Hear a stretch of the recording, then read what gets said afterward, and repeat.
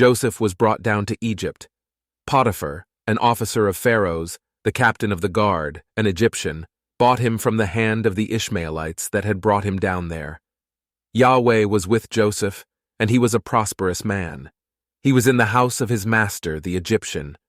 His master saw that Yahweh was with him, and that Yahweh made all that he did prosper in his hand. Joseph found favor in his sight.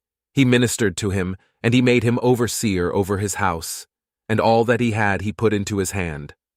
From the time that he made him overseer in his house, and over all that he had, Yahweh blessed the Egyptian's house for Joseph's sake. Yahweh's blessing was on all that he had, in the house and in the field. He left all that he had in Joseph's hand. He didn't concern himself with anything, except for the food which he ate. Joseph was well built and handsome. After these things, his master's wife set her eyes on Joseph, and she said, "Lie with me." But he refused, and said to his master's wife, "Behold, my master doesn't know what is with me in the house, and he has put all that he has into my hand. No one is greater in this house than I am, and he has not kept back anything from me but you, because you are his wife. How then can I do this great wickedness and sin against God?" As she spoke to Joseph day by day, he didn't listen to her, to lie by her, or to be with her. About this time, he went into the house to do his work, and there were none of the men of the house inside.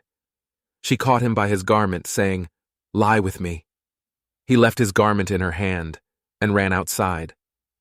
When she saw that he had left his garment in her hand and had run outside, she called to the men of her house and spoke to them, saying, "Behold, he has brought a Hebrew into us to mock us. He came in to me to lie with me, and I cried with a loud voice.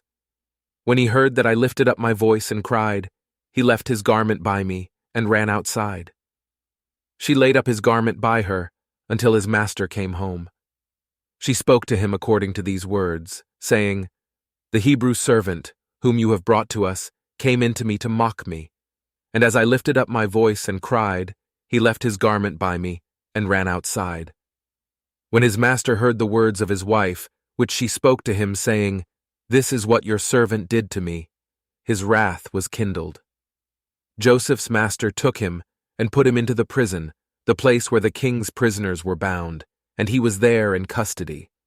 But Yahweh was with Joseph, and showed kindness to him, and gave him favor in the sight of the keeper of the prison.